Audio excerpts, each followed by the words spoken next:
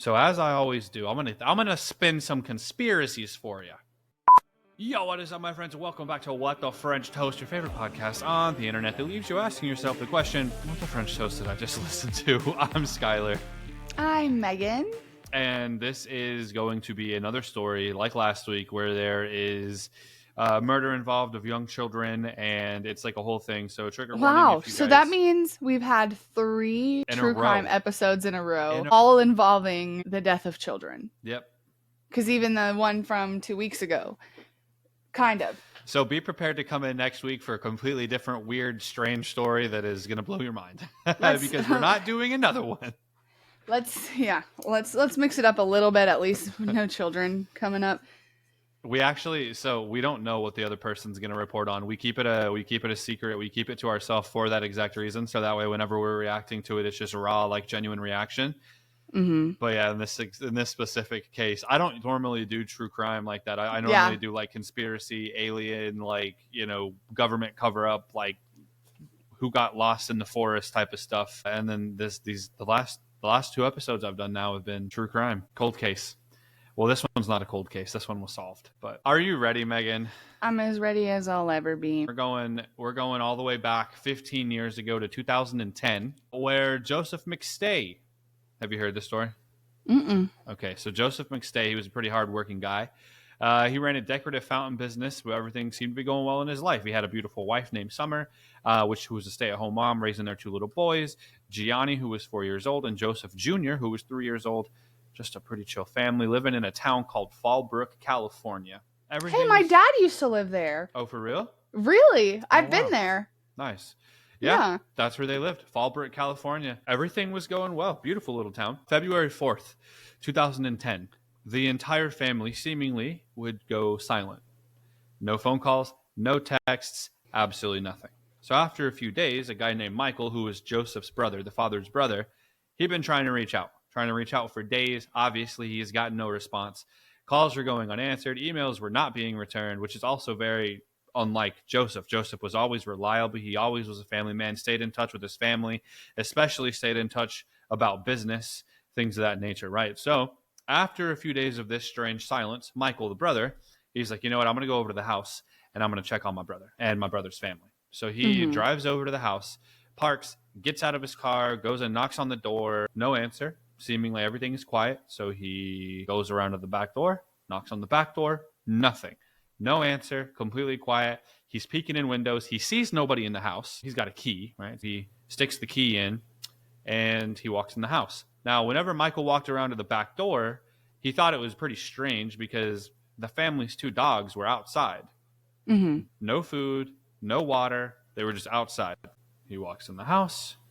When he's looking around, he said that things felt pretty off pretty immediately, right? He said that, it looks like there were no obvious signs that anybody had been home recently. So he was like, okay, cool. So that's when Michael, he ends up calling the San Diego County Sheriff's Department on February 15th, so 11 days after the family was last seen. Okay. So on February 15th, 2010, Michael calls the police. The police, the deputies showed up. They checked the house.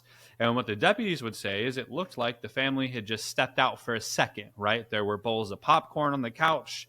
There were eggs in the kitchen counter. They were rotting by this point, but there were eggs on the kitchen counter. Sure. Again, their dogs had been left outside, no food, no water, but there were no signs of a struggle. There were no signs of a forced entry. Everything looked weirdly normal, is what the police would say. So the search continues, right? 4 days after the family had been reported missing, they find the family's SUV abandoned near the Mexico border. And that's alarming. Right. This is where things take a turn. So they pull the security footage. What are you doing? My camera keeps going out of focus. I don't understand why. Please put that in the edit when you edit it back. I don't understand. I'm trying to read my notes, and then I'll go over and then you just see my forehead. It's like, okay, Megan, damn. Okay, I think that's better. It doesn't matter. It's not even my episode. Why does it matter if I don't know. I noticed my camera was out of focus and I needed a distraction. I can see it. This is going to get dark, I feel, and I'm worried.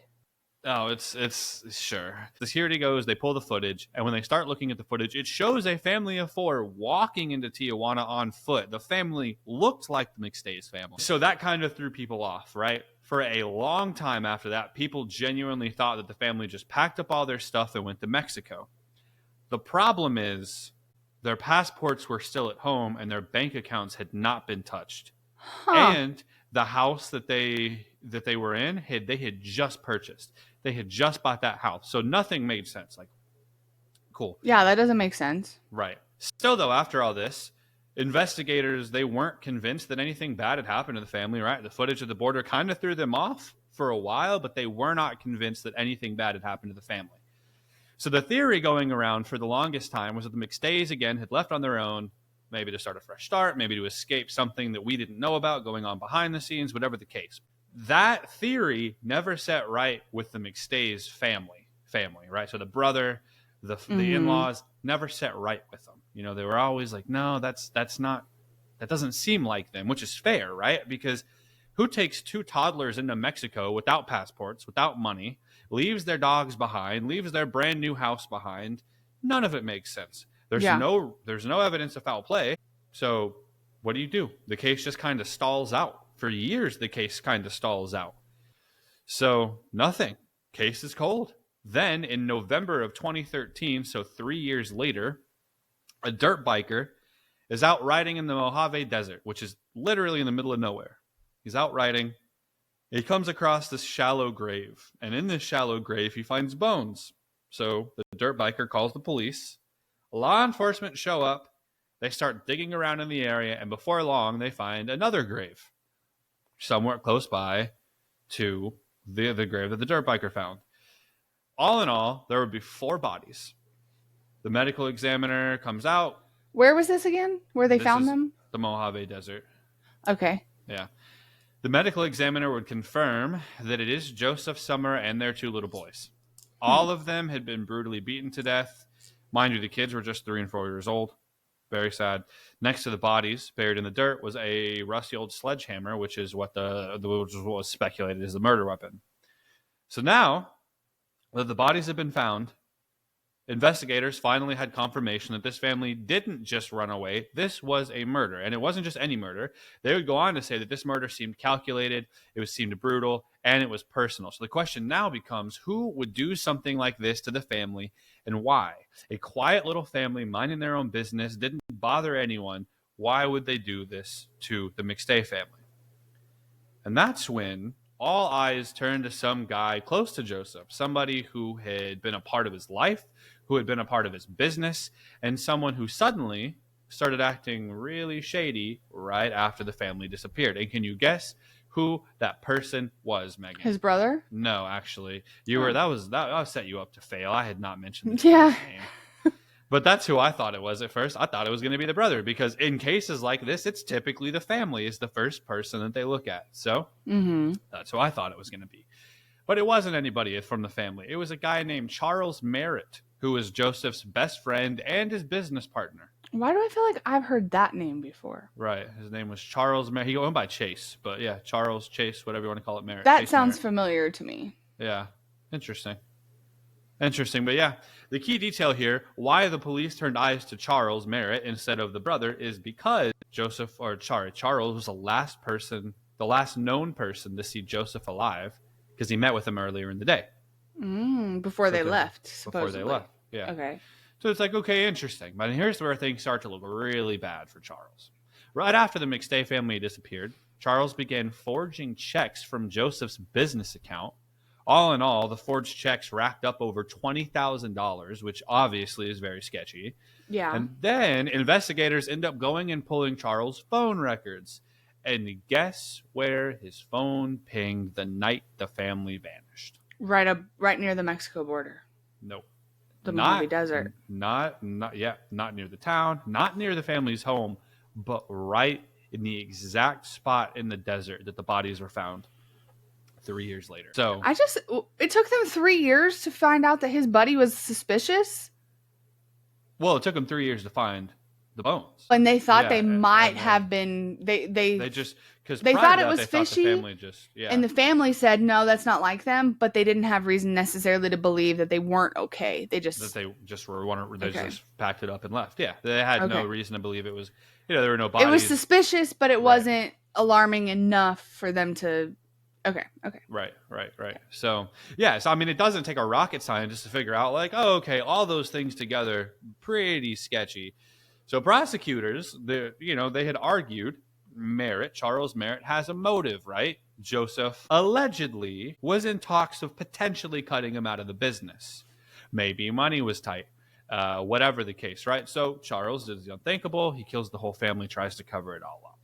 That's the theory here. So fast forward now. That was all in 2013. Fast forward to 2019, and they finally are in trial. Charles Merritt is on trial. Now, there wasn't like a smoking gun or anything. Mm-hmm. There was no confession. No one actually saw Charles Merritt commit the murders, and he never admitted to it. And it sounds a little bit like they have circumstantial evidence as far as that makes it all seem like it makes sense, but they don't have anything concrete or hard proof or anything. Right. And that's what the jury ended up basing their decision on, was mostly circumstantial evidence. But it was a pretty powerful, like, digital trial, right? It was that combined with, like, seeming motive, and suspicious behavior, because, again, just to kind of go over it, financial fraud and the total of $20,000 that was forged from Joseph's business account from Charles Merritt right after the family disappeared, which shows clear motive. Again, potentially he was in financial trouble. Whatever the case, he stood to gain financially from Joseph's death. Mm-hmm. Then there were the cell phone records. Merritt's phone was, again, pinging in the spot at the gravesite in the Mojave Desert, which is where the family's bones were found, linking him to the remote location where the bodies were found. And investigators would also highlight Merritt's strange behavior after the disappearance, saying that he lied about his whereabouts, he tried to cover up the transactions, and he even searched of information on his computer of how to dispose of a body. So all of that paints a pretty clear picture for the jury. And Charles Merritt, he had the motive, he had the opportunity, he had the means. So in 2020, they found him guilty on all 4 counts of first-degree murder. And he was sentenced to death, which is the ultimate punishment for a crime seemingly as brutal and heartbreaking as the one that the McStay family had to go through. So here's the question that I have. Here's a question that the internet has. Because do we think that Charles Merritt did it? Yes, we do. There's enough circumstantial evidence pointing to that, yada, yada, yada. But how? Because what we have is a case of a house that when you enter it, the doors were locked from the inside. There was no sign of forced entry. There were eggs on the counter. There was popcorn on the couch, like they were watching a movie together. The dogs were outside with no food or water.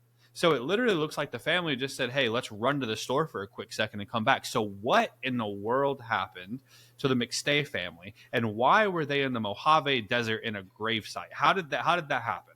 And that's all part of the questions that law enforcement has, because they don't even have a clear picture. What we do know is that when investigators in the McStay family's home, they say it didn't look like a crime scene. The detail that haunts people is because if this had been a robbery or a violent break-in, you'd expect chaos, but nothing. So the leading theory here is that Charles Merritt shows up that night as a friend. Mind you, he was the family's best friend. He had been over to their house for dinner. He had played with the kids before. He had babysitted before. Very close family friend, right? So the leading belief here is that Charles Merritt shows up that night as a friend, and somehow, some way, investigators think that maybe he lured Joseph out of the house that night. Maybe him first. So maybe him and Joseph go to the store or something. They go out under the pretense of like a work issue or something urgent.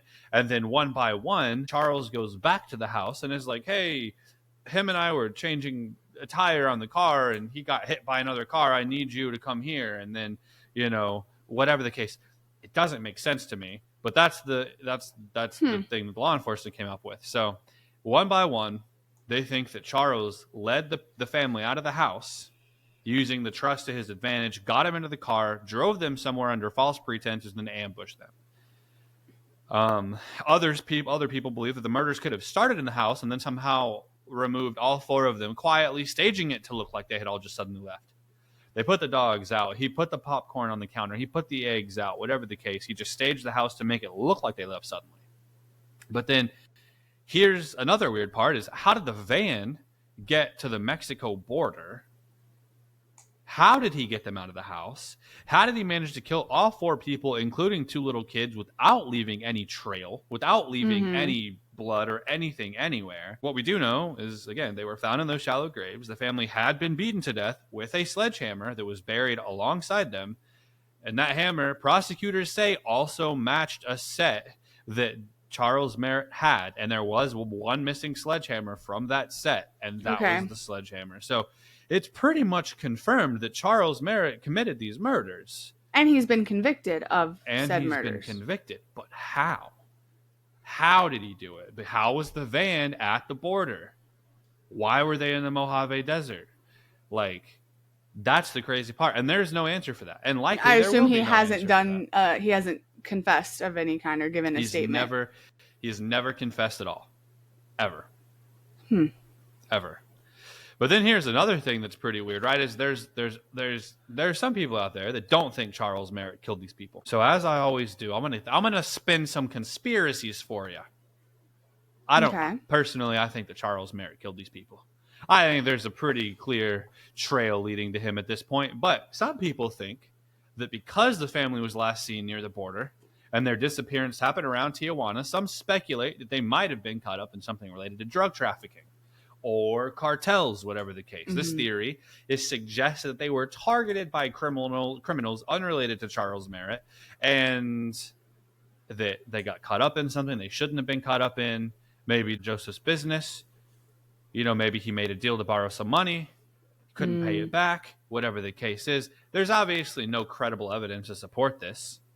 But that is a theory that has been spun by the internet in recent years, is that, it was, organized crime or drug cartels or something like that. And other people think, kind of alongside this same theory, is that maybe they did get caught up in something that they weren't supposed to be caught up in. Some people claim that the McStays faked their own deaths to escape the debts, to escape the threats, to escape their personal troubles, possibly entering to witness protection, possibly starting new lives elsewhere. And this idea has lingered early on, but it obviously has kind of lost traction since the bodies were discovered and seemingly, supposed to be the bodies of the 4 missing people as confirmed by the medical examiner. Sure. Some people still don't believe it is, but there are a lot of people out there that still think that they faked their death, that they're not actually dead, that they did get caught up in something they weren't supposed to. This one doesn't make sense to me, because if you did fake your own death and your best friend just got sentenced to life in prison for it, I feel like you would want to come out and be like, hey, I'm here. I'm alive.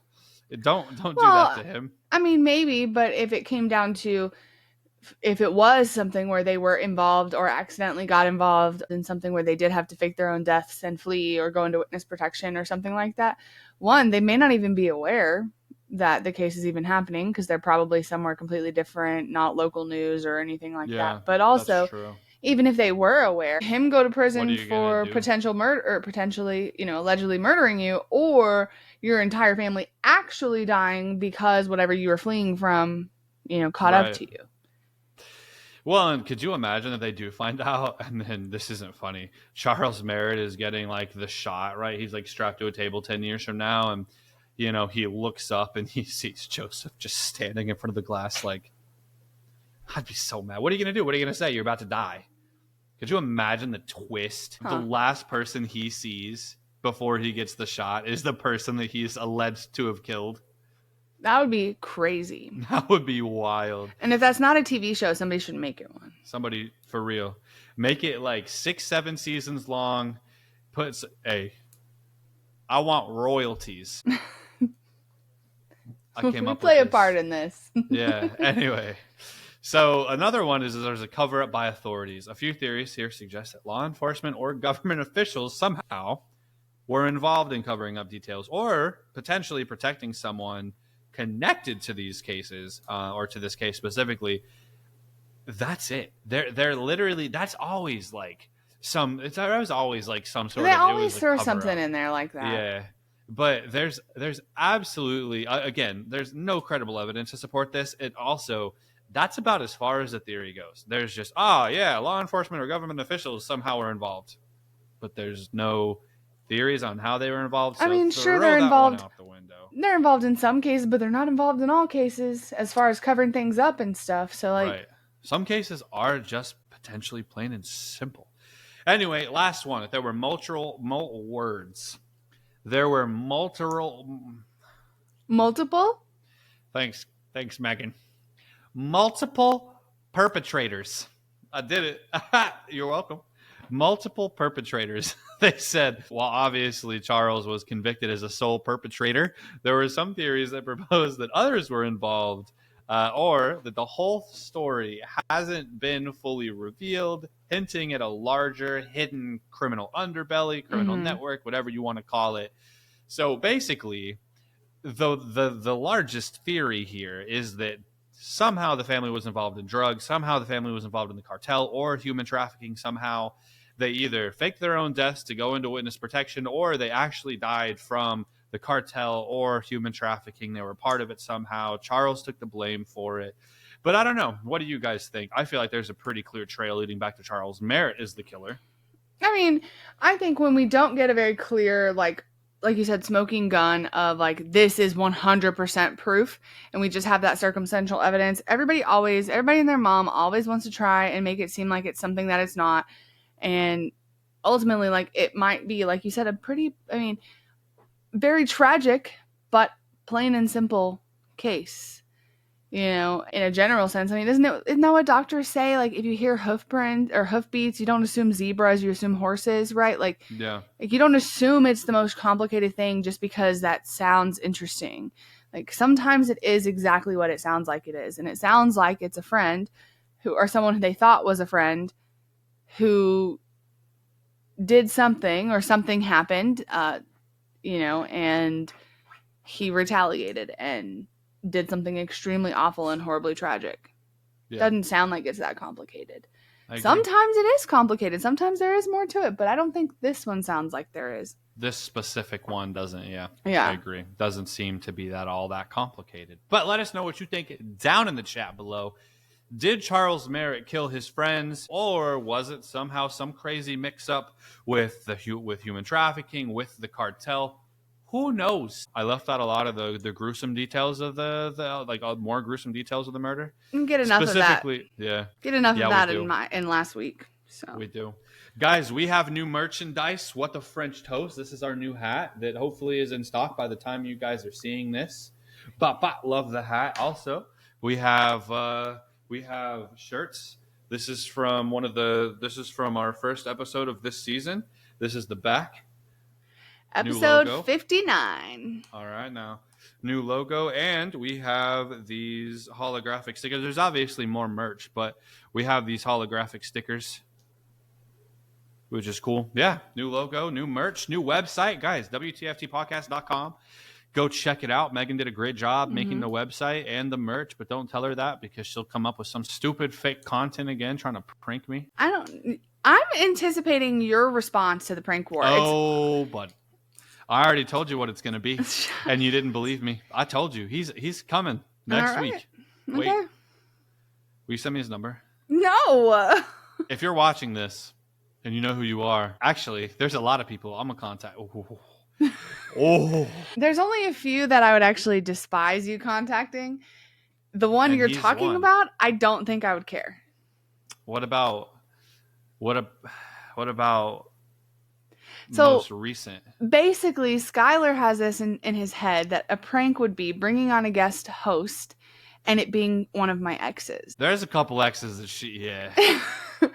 And the specific ex he's talking about, and this specific person, if he's listening, knows who he is, I wouldn't care. We're on fine terms. Yeah, there are some I would care about. That's a way to put it. Fine terms.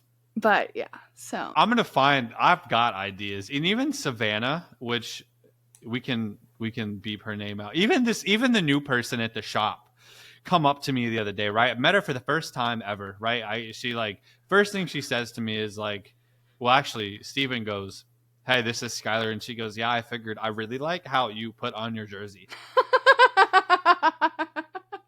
I was like, do I know you? Never met you in my life. She got a sneak peek about it. It wasn't my idea. My mom was like, "Hey, show Savannah that thing about Skyler." I was like, she doesn't care about Skyler. She doesn't know him. But then I showed her some of the clips and showed her pieces of the episode, and she thought it was so funny. We were cracking up. I really like how you put on your jersey. So if you're watching this episode and you haven't already watched episode 59, which is, What the Arrows End, go watch it. It's probably our best episode ever. It's so good. It's about a ghost story, about a Chiefs bar. There's football. There's ghosts.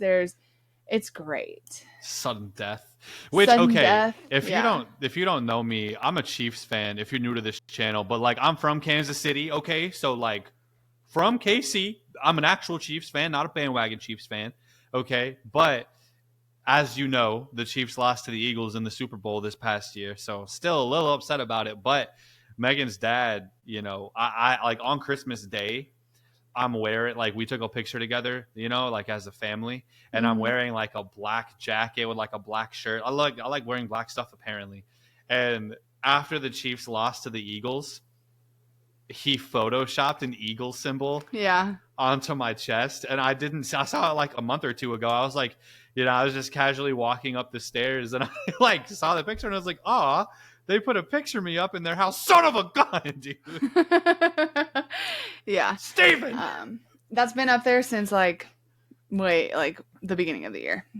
Yeah. Well, I don't stay that close anymore, so I don't come by super often. Yeah, so. But yeah, go check out the episode. It's great. There's supposedly a prank war coming because of said episode, yet there has been no prank rehashed or like sent out from Skyler's side. Because you gotta get it when you don't expect it. I've told Savannah what I'm gonna do. We had a full conversation about it the other day. We've been texting about it. Yeah, we don't text. I was gonna say, you don't text. Please don't. It's weird. Yeah. Anyways, check out your merch. Check out previous episodes. The last few weeks have been really fun. We're so glad to be back. I know we are. It's been great. Let us know what you think of the merch and this episode down below in the comments. And if like you and think subscribe. Charles Merritt did do this, or if you think something else happened, let us know. Like and subscribe, guys. Don't be dumb. Love you guys. See you next week. Goodbye. Also, tell your friends. If you like our podcast, tell your friends that you like our podcast. Share it to them. Send it to them. Megan, you messed up my outro. Now I gotta do it again. Like and subscribe. Love you guys. See you next week. Goodbye. Bye. My voice